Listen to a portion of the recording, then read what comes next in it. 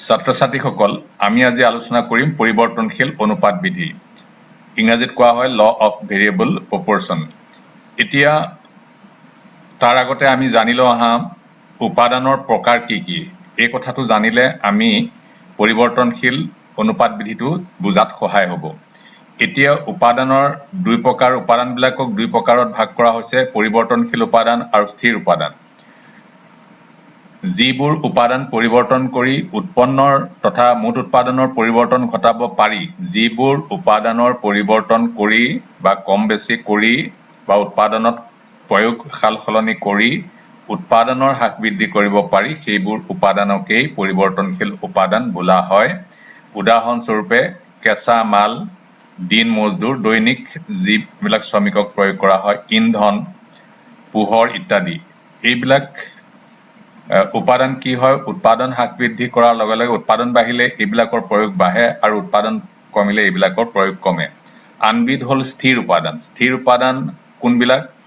উৎপাদনৰ পৰিমাণ সাল সলনি ঘটিলেও যিবোৰ উপাদানৰ কোনো পৰিৱৰ্তন নহয়, তাৰ প্ৰয়োগ একেদৰে থাকে, তেনে উপাদানক স্থিৰ উপাদান বুলি কোৱা হয়। ভূমি, ভাড়াঘৰ, মেনেজাৰজন অৰ্থাৎ পৰিচালকজন, যন্ত্ৰপাতি, কল কাৰখানা, স্থায়ী শ্ৰমিক যিবিলাক পাৰ্মানেণ্ট কৰ্মচাৰী থাকে, মজুত গৃহ, এইবিলাক উৎপাদনৰ সাল সলনি ঘটিলেও সেইবিলাকৰ লগে লগে সাল সলনি নঘটে, গতিকে এনে উপাদানক স্থিৰ উপাদান বুলি কোৱা হয়। এতিয়া আমি এই পৰিৱৰ্তনশীল উপাদান আৰু স্থিৰ উপাদান তাৰ লগত সংগতি ৰাখি আমি সময়ৰ দুটা ভাগত ভাগ কৰি লৈছো, হ্ৰস্বকাল আৰু দীৰ্ঘকাল।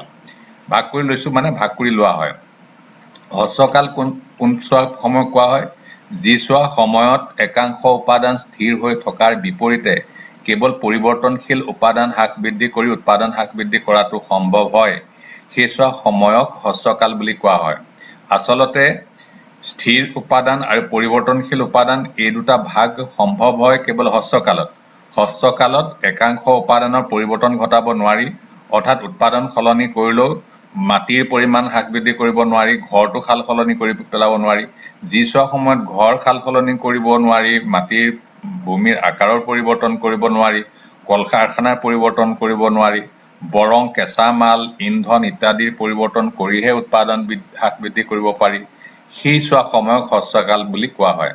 আনহাতে যিছোৱা সময়ত এনে কোনো সীমাবদ্ধতা নাথাকে, সকলো উপাদানৰ হ্ৰাস বৃদ্ধি কৰি উৎপাদনৰ হ্ৰাস বৃদ্ধি কৰিব পাৰি, তেনে সময়ছোৱাক দীৰ্ঘকাল বুলি কোৱা হয়। দীৰ্ঘকালত কোনো উপাদান স্থিৰ হৈ নাথাকে, সকলো উপাদান পৰিৱৰ্তনশীল হৈ পৰে। নেক্সট আহিলে কাল অনুসাৰে উৎপাদন সম্পৰ্কৰ প্ৰকাৰ। আমি ওপৰত যিটো হ্ৰস্বকাল আৰু দীৰ্ঘকালৰ ধাৰণা দিলো, এইটো ছমাহ বা এবছৰৰ কোনো কথা নাই। ইয়াৰ নিৰ্ভৰ কৰে যে আমি এডোখৰ মাটিত যদি আমি খেতি কৰি আছো, গতিকে উৎপাদন বৃদ্ধি কৰিবলৈ যদি মাটিৰ আকাৰ বৃদ্ধি কৰিবলগীয়া হয়, সেইটো যদি এবছৰত সম্ভৱ হয় তেতিয়াহ'লে এবছৰৰ পাছৰ সময় দীৰ্ঘকাল হয়, আৰু যদি দুবছৰত সম্ভৱ হয় দুবছৰৰ পাছৰ সময়ছোৱা দীৰ্ঘকাল হ'ব। গতিকে সময়টো নিৰ্দিষ্ট নহয় যে ইমান সময়ৰ আগত হ্ৰস্বকাল, ইমান সময়ৰ পাছত দীৰ্ঘকাল, তেনেকুৱা নিৰ্দিষ্ট নহয়। উৎপাদনৰ প্ৰকৃতিৰ ওপৰতহে নিৰ্ভৰ কৰে কথাটো। এতিয়া আহিলে হ্ৰস্বকালীন উৎপাদন সম্পৰ্ক। হ্ৰস্বকালীন উৎপাদন সম্পৰ্ক হ'ল হ্ৰস্বকালত অনুপাত পৰিৱৰ্তন কৰি, যিহেতু হ্ৰস্বকালত পৰিৱৰ্তনশীল উপাদানৰ হ্ৰাস বৃদ্ধি কৰি যিহেতু উৎপাদন হ্ৰাস বৃদ্ধি কৰিব পাৰি, সেয়েহে ইয়াক ব্যাখ্যা কৰিবলৈ কি কৰা হয়? এটা বিধি প্ৰয়োগ কৰা হয়, আৰু সেই বিধিটো হ'ল পৰিৱৰ্তনশীল অনুপাত বিধি। ইয়াত এইখিনিতে মনত ৰাখিব লাগিব যে আমি উপাদান ব্যৱহাৰ কৰোঁ, যেতিয়া কিছুমান উপাদান একে থাকে আৰু আন কিছুমান উপাদান হ্ৰাস বৃদ্ধি কৰা হয়, তেতিয়া অনুপাত সলনি হৈ যায়। গতিকে হ্ৰস্বকালত উৎপাদন বৃদ্ধি কৰিবলৈ গ'লে উপাদানবিলাকৰ অনুপাত সলনি হয়। ধৰা এবিঘা মাটি আছে আৰু দুজন শ্ৰমিকে কাম কৰে। এতিয়া আমি উৎপাদন বৃদ্ধি কৰিবলৈ শ্ৰমিকৰ সংখ্যা 3জন বা 4জন যেতিয়া কৰি দিলো, মাটি এবিঘাই হৈ থাকিলে, গতিকে প্ৰথমে আছিলে 1:2, 1:2। যেতিয়া আমি শ্ৰমিকৰ সংখ্যা বৃদ্ধি কৰিলো, তেতিয়া সি হৈ পৰিলে 1:3 বা 1:4, মানে এবিঘা মাটিতে 4জন মানুহে খেতি কৰিব। গতিকে এনেকে অনুপাতটো পৰিৱৰ্তন হৈ যায়। অনুপাত পৰিৱৰ্তন হোৱা অৱস্থাত এটা বিধি আছে উৎপাদন কাৰ্য ব্যাখ্যা কৰিবলৈ, সেই বিধিটোক পৰিৱৰ্তনশীল অনুপাত বিধি বোলা হয়। আৰু দীৰ্ঘকালীন উৎপাদন কাৰ্য ব্যাখ্যা কৰিবলৈ আন এটা বিধি আছে, সেই বিধিটো হ'ল মাত্ৰা প্ৰতিদান বিধি। আমি মাত্ৰ পৰিৱৰ্তনশীল অনুপাত বিধিটোহে এই ভিডিঅ'টোত আলোচনা কৰিম। এতিয়া আহিল পৰিৱৰ্তন অনুপাত বিধিৰ সংজ্ঞা কি, কাক বোলে? হ্ৰস্বকালত আন সকলো উপাদানৰ প্ৰয়োগ অপৰিৱৰ্তিত থকা অৱস্থাত কোনো এবিধ উপাদানৰ প্ৰয়োগ বৃদ্ধি কৰি গৈ থাকিলে প্ৰথমে প্ৰান্তিক উৎপাদন কমে, দ্বিতীয়তে গড় উৎপাদন কমে আৰু শেষত গৈ মুঠ উৎপাদন কমে। এইটোৱে হ'ল পৰিৱৰ্তনশীল অনুপাত বিধিৰ সংজ্ঞা। আমি এডোখৰ মাটিৰ পৰিমাণ একে ৰাখি, গৰু হালৰ পৰিমাণ একে ৰাখি শ্ৰমিকৰ সংখ্যা যদি ক্ৰমশঃ বঢ়াই গৈ থাকোঁ, তেতিয়াহ'লে প্ৰথমে প্ৰান্তিক উৎপাদন কমিব, দ্বিতীয়তে গড় উৎপাদন কমিব আৰু শেষত মুঠ উৎপাদন কমিব। আমি ইতিমধ্যে আগৰ ভিডিঅ'টোত গড় উৎপাদন কেনেকৈ উলিয়াই, প্ৰান্তিক উৎপাদন কেনেকৈ উলিয়াই সেইটো আলোচনা কৰিছিলোঁ। নেক্সট আহিলে হ্ৰস্বকালীন, এই যে ওপৰত উল্লেখ কৰি আহিলোঁ, হ্ৰস্বকালীন উৎপাদন কাৰ্য বা পৰিৱৰ্তনশীল অনুপাত বিধি, তাৰ তিনিটা স্তৰ আছে। এটা ক্ৰমবৰ্ধমান স্তৰ, এই স্তৰত মুঠ উৎপাদন ক্ৰমবৰ্ধমান হাৰত বাঢ়ে, তাৰমানে ক্ৰমশঃ বাঢ়ি যায়। প্ৰথমে যদি 2 বাঢ়িছিল, তাৰপিছত 3 বাঢ়িব, এনেকৈ বাঢ়ি যায়। আৰু দ্বিতীয়তে কি হয়, প্ৰান্তিক উৎপাদন ক্ৰমশঃ বাঢ়ি তাৰপিছত আকৌ কমিবলৈ ধৰে আৰু গড় উৎপাদন ক্ৰমশঃ বাঢ়ি সৰ্বাধিক অৱস্থা লাভ কৰে। গতিকে এইটো হ'ল ক্ৰমবৰ্ধমান স্তৰৰ বৈশিষ্ট্য। আৰু ক্ৰমহ্ৰাসমান স্তৰত কি হয়, এই স্তৰত মুঠ উৎপাদন ক্ৰমহ্ৰাসমান হাৰত বঢ়াৰ বিপৰীতে মুঠ উৎপাদন কমি থাকে, কিন্তু প্ৰথমে যদি 4 কমিলে, 4 বাঢ়িলে, তাৰ পাছৰ বা 3 বাঢ়িব, তাৰপিছত 2 বাঢ়িব, তাৰমানে বঢ়াৰ পৰিমাণটো ক্ৰমান্বয়ে কমি যাব। সেইকাৰণে কোৱা হৈছে এই স্তৰত মুঠ উৎপাদন ক্ৰমহ্ৰাসমান হাৰত বঢ়াৰ বিপৰীতে প্ৰান্তিক আৰু গড় উৎপাদন কমে। প্ৰান্তিক উৎপাদন শূন্য হোৱা অৱস্থাত এই স্তৰৰ শেষ সীমা নিৰ্ধাৰণ হয়। ইয়াৰ আগতে প্ৰথমটো স্তৰ ক্ৰমবৰ্ধমান স্তৰৰ শেষ সীমা নিৰ্ধাৰণ হয় ক'ত, য'ত গড় উৎপাদন সৰ্বাধিক হয়, আৰু দ্বিতীয়টো স্তৰৰ শেষ সীমা ক'ত নিৰ্ধাৰণ হয়, য'ত প্ৰান্তিক উৎপাদন শূন্য হয়। তাৰ পাছৰ স্তৰটো হ'ল ঋণাত্মক প্ৰতিদান স্তৰ। এই স্তৰত মুঠ উৎপাদন আৰু গড় উৎপাদন কমাৰ বিপৰীতে প্ৰান্তিক উৎপাদন ঋণাত্মক হয়। আমি এটা উদাহৰণে চালেহে কথাটো বেছি ক্লিয়াৰ হ'ব। গতিকে এটা উদাহৰণ ব্যাখ্যা কৰোঁ আহা। ইয়াত দেখুওৱা হৈছে যে ভূমি 1 একৰত অপৰিৱৰ্তিত হৈ আছে। তাৰ বিপৰীতে শ্ৰমিকৰ সংখ্যা ক্ৰমান্বয়ে বৃদ্ধি কৰা হৈছে 1, 2, 3, 4, 5, 6, 7, 8লৈ। আৰু মুঠ উৎপাদন এনেকৈ বৃদ্ধি পাইছে। প্ৰথমে 0 আছিলে, শ্ৰম ব্যৱহাৰ নকৰালৈকে 0 আছিল, তাৰপিছত 2, 6, 12, 16, 18, 14, 8 এনেকৈ মুঠ উৎপাদনৰ পৰিৱৰ্তন ঘটিল।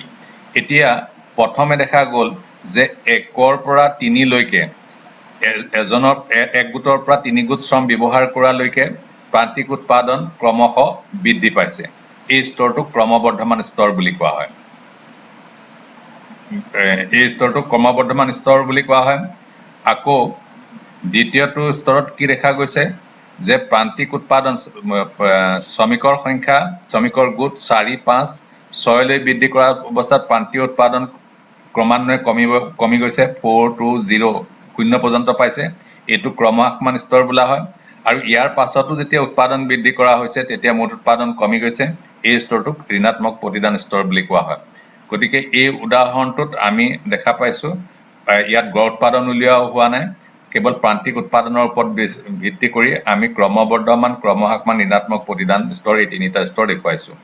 একেদৰে আমি চিত্ৰৰ সহায়তো ব্যাখ্যা কৰিব পাৰোঁ। চিত্ৰত 1 নং স্তৰ মানে ক্ৰমবৰ্ধমান স্তৰ, 2 নং স্তৰ মানে ক্ৰমহ্ৰাসমান স্তৰ আৰু 3 নং স্তৰ মানে ঋণাত্মক প্ৰতিদান স্তৰ। এতিয়া প্ৰথমে কি দেখা গৈছে, মুঠ উৎপাদন ক্ৰমান্বয়ে বাঢ়িছে, ক্ৰমহ্ৰাসমান হাৰত বাঢ়িছে কাৰণে এইডাল ধনুভিৰিয়া হৈ আছে। এইফালে দেখিছেনে, এই হাতে সোঁ হাতে ধনুভিৰিয়া হৈছে। আৰু গড় উৎপাদন বাঢ়ি পেলাই ক্ৰমান্বয়ে কমিছে। গড় উৎপাদন প্ৰান্তিক উৎপাদন বাঢ়ি পেলাই প্ৰথমে বাঢ়িছে, তাৰপিছত আকৌ A বিন্দুৰ পাছত কমিছে। আৰু গড় উৎপাদন সৰ্বোচ্চ অৱস্থা লাভ কৰিছে B বিন্দুতে। গতিকে এইখিনি অৱস্থাতেই ইয়াৰ আগৰ যি চোৱা অৱস্থা, এই চোৱা হ'ল ক্ৰমবৰ্ধমান স্তৰ। তাৰপিছত মুঠ উৎপাদন বাঢ়িছে যদিও ই পিটোৱা হৈছে সোঁ হাতে, তাৰমানে এই বঢ়াৰ পৰিমাণটো ক্ৰমান্বয়ে কমিছে। মুঠ উৎপাদন বাঢ়িছে যদিও বঢ়াৰ পৰিমাণ ক্ৰমান্বয়ে কমিছে, সেইকাৰণে প্ৰান্তীয় উৎপাদন কমিছে আৰু গড় উৎপাদন দুয়োটা কমিছে। আৰু এনেকৈ গৈ যেতিয়া প্ৰান্তীয় উৎপাদন শূন্য অৱস্থা পাইছেগৈ, তেতিয়া এই ক্ৰমহ্ৰাসমান স্তৰটোৰ শেষ সীমা নিৰ্ধাৰিত হৈছে। MP মানে মাৰ্জিনেল প্ৰডাকশ্যন ৰেখা। গতিকে মাৰ্জিনেল প্ৰডাকশ্যন বা প্ৰান্তীয় উৎপাদন ৰেখাডালে এই কটাকটি কৰা ভূমি অক্ষ স্পৰ্শ কৰা বিন্দুতে প্ৰান্তীয় উৎপাদন শূন্য হয়। এইডাল AP হ'ল গড় উৎপাদন ৰেখা এভাৰেজ প্ৰডাকশ্যন কাৰ্ভ, TP হ'ল টোটেল প্ৰডাকশ্যন কাৰ্ভ অৰ্থাৎ মুঠ উৎপন্ন ৰেখা।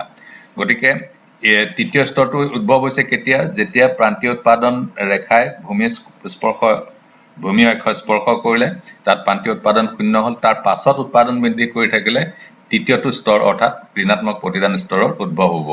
আৰু এটা কথা মন কৰিবলগীয়া যে এই আমি যিটো বিধি আলোচনা কৰি আহিলো পৰিৱৰ্তনশীল অনুপাত বিধি, এই কেইটামান অনুমানিক চৰ্তৰ ওপৰত প্ৰতিষ্ঠিত, যাক অনুমিত চৰ্ত বুলি কোৱা হয়।